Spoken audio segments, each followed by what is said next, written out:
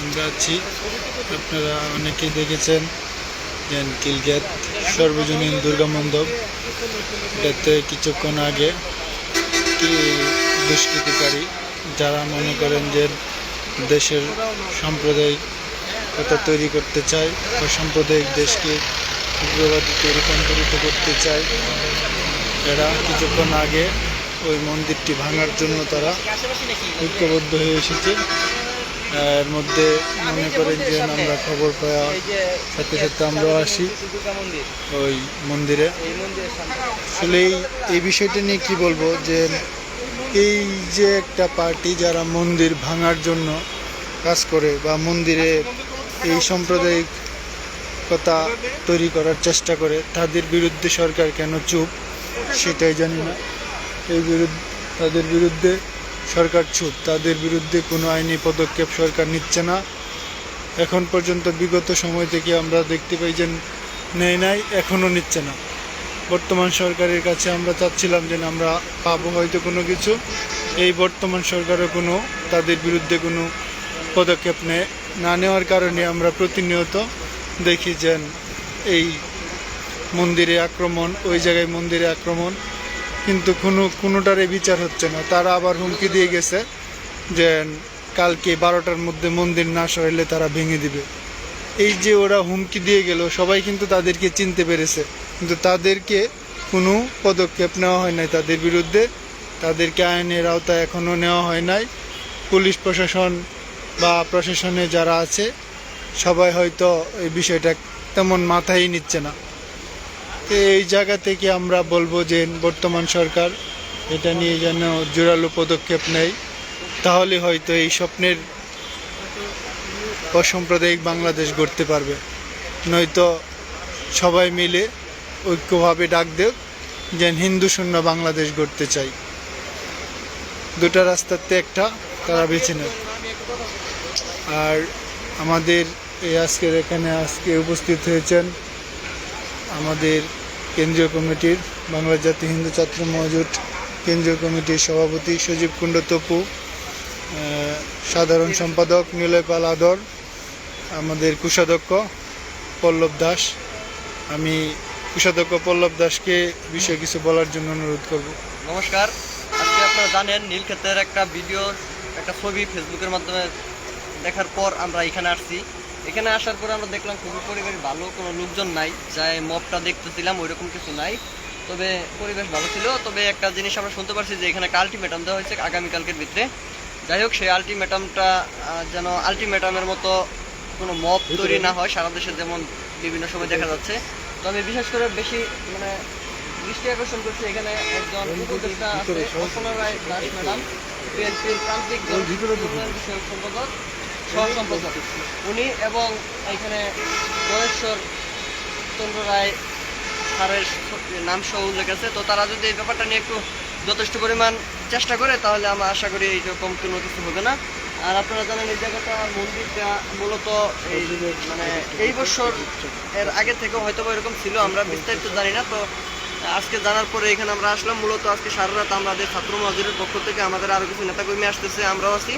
এখানে যেন কোনো ধরনের অনাকাঙ্ক্ষিত ঘটনা না ঘটে সেই লক্ষ্যে আমরা সারা রাত আজকে এখানে পাহারা দিব। হ্যাঁ, সেই লক্ষ্যে আমরা মূলত এখানে আসছি। 5 তারিখে যে ঢাকেশ্বরী মন্দির সহ রমনা মন্দির আমরা যেভাবে পাহারা দিছি, এই মন্দির, এটা আমাদের মায়ের মন্দির, দুর্গা মন্দির, এটাও আমরা চেষ্টা করবো যে অনাকাঙ্ক্ষিত কোনো ঘটনা যেন না ঘটে, এটা পাহারা দেওয়ার উদ্দেশ্যে আমরা মূলত আসছি শোনার পরে। তো আশেপাশের এখানে যারা যারা আছে আগামীকালকে বিশেষ করে যদি এই এলাকার খিলক্ষেত এলাকায়, নিকুঞ্জ, উত্তরা, এই বাড্ডা এলাকার যারা আছেন লাইভটা দেখবেন যারা, তারা অবশ্যই এই মন্দিরে আসবেন। একটু এসে একটু মন্দির পরিদর্শন করে গেলেন, একটু দেখা সাক্ষাৎ হলো, বা এখানে আইসা একটা মন্দির দর্শন করে গেলেন। হ্যাঁ, সবাইকে ধন্যবাদ। সকলেই ভালো থাকবেন, সকলে সুস্থতা কামনা করি। ধন্যবাদ বাংলা জাতীয় হিন্দু ছাত্র মহাজোটের কোষাধ্যক্ষ পল্লব দাসকে। আমাদের মাঝে আমাদের সাথে আছেন বা আমাদের বাংলা জাতীয় হিন্দু ছাত্র মহাজোটের ভারপ্রাপ্ত সাধারণ সম্পাদক বাবু নিলয় পাল আদর। দাদাকেও কিছু বলার জন্য অনুরোধ করছি। দাদা,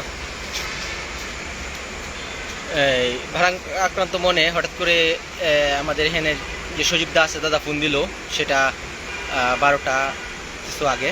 তো হঠাৎ করে বললো যে এই মন্দিরে নাকি আপনার হামলা, হ্যাঁ মন্দিরে হামলা, আর যারা হামলা করছে তারা আলটিমেটাম দিয়েছে আগামীকাল সকাল 12টার মধ্যে মন্দির এখান থেকে মন্দির সরাইয়া দেওয়ার জন্য। তো সেই কথা শোনা মাত্রই আমাদের ছাত্র মহাজোট সম্বন্ধে সভাপতি সজীব কুণ্ডু প্রধান নেতৃত্বে আমরা এখানে চলে আসি। এখন এখানে অবস্থান করতেছি আমরা আশা করি এই সমস্যার সমাধান না হওয়া পর্যন্ত আমরা এখানে থাকবো, হ্যাঁ সেটা আজ রাত হোক কিংবা কালকে সকাল হোক। তো যে বা যারা এরকম হামলা দেয়, যে হামলা করেছে, যে বা যারা এরকম মুভ তৈরি করে, হ্যাঁ তো আমরা তাদের বিরুদ্ধে এবং দ্রুত তাদেরকে আইনানুগ ব্যবস্থা তাদের বিরুদ্ধে আইনানুগ ব্যবস্থা নেওয়ার জন্য সংশ্লিষ্ট প্রশাসনের সাথে আমরা যোগাযোগ করব এবং আমরা এই মন্দিরে সর্বক্ষণিক মন্দিরের পাহারায় আছি। ধন্যবাদ। ধন্যবাদ বাংলা জাতীয় হিন্দু ছাত্র মহাজোটের ভারপ্রাপ্ত সাধারণ সম্পাদক নীলেপাল আদরকে। এবার আমাদের সাথে আরও আসছেন সজীব কুণ্ডু তপু, বাংলা জাতীয় হিন্দু ছাত্র মহাজোটের সম্মানিত সভাপতি সজীব কুণ্ডু তপু।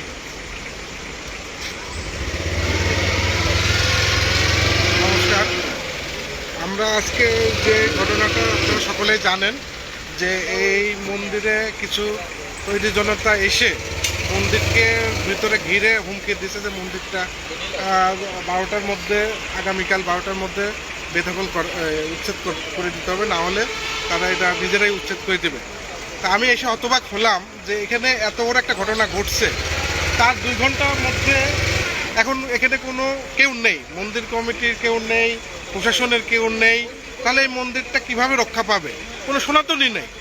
আমরা এইমাত্র এসে আমরা একটা 5 কমিটির সদস্য একটা তরিত আমরা এই ঘটনার দেখার সাথে সাথে আমরা সিদ্ধান্ত নিই এবং সরজমিনে 5 সদস্য বিষয়টাকে আমরা চলে আসছি ঘটনাস্থলে। এসে হতবাক, এখানে প্রশাসনের কোনো প্রশাসন নেই, মন্দির কমিটির কেউ নেই, তাহলে এই মন্দিরটা রক্ষা পাবে কিভাবে?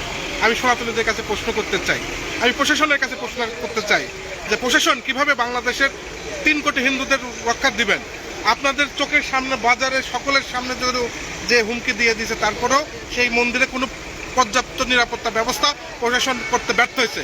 তাই আমি ঢাকার কমিশনার মহোদয়ের নিকট আবেদন জানাচ্ছি, ডিএমপি কমিশনার নিকট আবেদন জানাচ্ছি, এই খিলক্ষেতে সেনাবাহিনী যারা দায়িত্বে আছেন, সেই নিরাপত্তার দায়িত্বে যারা নিয়ে সেনাবাহিনী মহোদয় যারা আছেন, সকল পুলিশ, র্যাব, সেনাবাহিনী সহ সকলকে প্রশাসনের কাছে আমি আবেদন যাচ্ছি যে আপনারা দ্রুত এসে এখানে একটি অস্থায়ী একটি নিরাপত্তা চৌকি দেন এবং এখানে অল টাইম 24 ঘন্টা প্রশাসনের পাহারাদার থাকবে। আর আগামীকাল যে আলটিমেটাম দিছে, আমরা হিন্দু ছাত্র মহাজোটের পক্ষ থেকে বলতে চাই আমরাও আগামীকাল থাকবো, কিভাবে দেখব আমাদের মন্দির উচ্ছেদ করে। কারণ আমরা কোনো জায়গার কারোর জবরদখল করে মন্দির করি না। এটা গত বছর থেকেই মন্দিরে এখানে দুর্গাপূজা হয়েছে, কিন্তু স্থানীয় লোকজন আমাদেরকে সাপোর্ট করছে বিধায় এই জায়গাটায় মন্দিরটা হয়েছে। তো সেই জন্য কেউ এসে হুমকি দিবে আর আমরা দবে যাব তা নয়। আমি বাংলাদেশের ঢাকাস্থ যারা হিন্দুত্ববাদী, যারা সনাতনী, যারা হিন্দু ধর্মকে রক্ষা করে, ধারণ করে, পালন করে, যারা হিন্দু ধর্ম পালন করে, তাদের কালকে এখানে উপস্থিত চাই। সকাল থেকে আপনারা দলমত নির্বিশেষে এই মন্দির রক্ষার্থে, নিজেদের অস্তিত্ব রক্ষার্থে আপনারা ঐক্যবদ্ধ হবেন। আমরা সবাই ঐক্যবদ্ধ হয়ে এই উগ্রবাদীদেরকে রুখে দেব। আর প্রশাসনকে আমরা চাই যে আপনারা এটা হলো প্রশাসনকে আমরা বলতে চাই যে এত বড় ঘটনার পরও আপনারা যে দায়িত্ব জ্ঞানহীনতার পরিচয় দিয়েছেন, এটা আপনাদের কাছে কখনোই কাম্য করি না।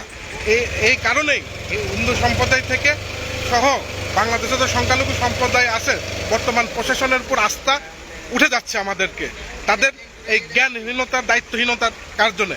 এই জন্য আমরা এখনই স্থানীয় খিলক্ষেত থানাতে যাব, এই বিষয় নিয়ে ওসি মহোদয়ের সাথে কথা বলবো, তারা কেন এই ঘটনার পরে নিরাপত্তা জোরদার করলো না কেন, এই বিষয়ে হিন্দু ছাত্র মহাজোটের কাছে তাদেরকে জবাবদিহি করতে হবে। ধন্যবাদ সকলকে।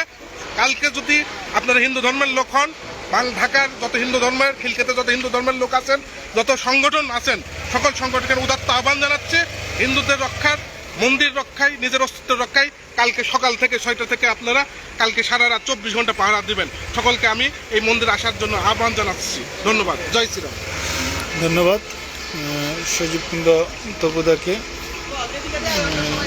যে খুব সুন্দর কথা বলছেন। এর মধ্যে আমাদের আরও অনেক দাদারা এসেছেন, আরও 2 জন দাদা আমাদের মন্দিরের সামনে উপস্থিত হয়েছেন।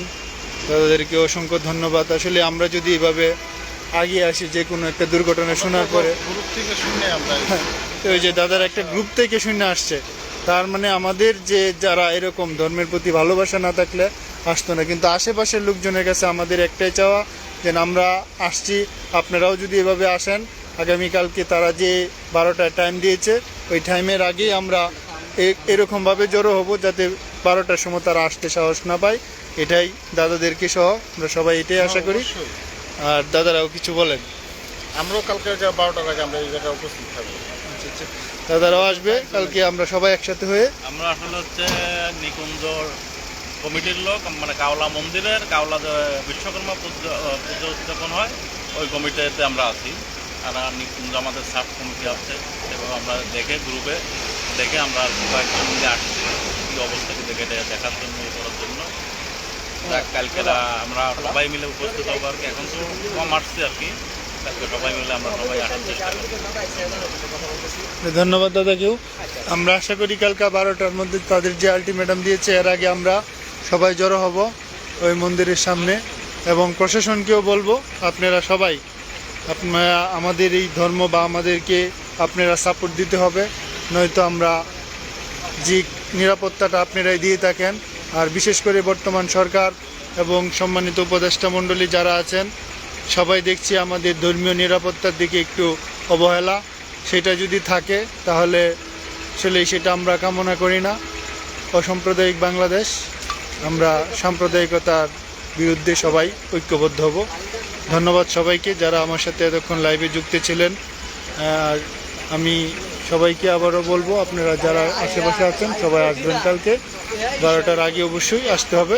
সবাই এখানে কোনো সংগঠন দেখবেন না বা কে কোন দল করেন সব কিছু দেখবেন না, ধর্ম দেখবেন না, আপনারা সবাই কালকে 12টার আগে আসবেন। আরেকটি বিষয়, যারা অসাম্প্রদায়িকতার বাংলাদেশ তৈরি করতে চায় তাদেরকেও দলমত ধর্ম নির্বিশেষে তারাও আসবেন।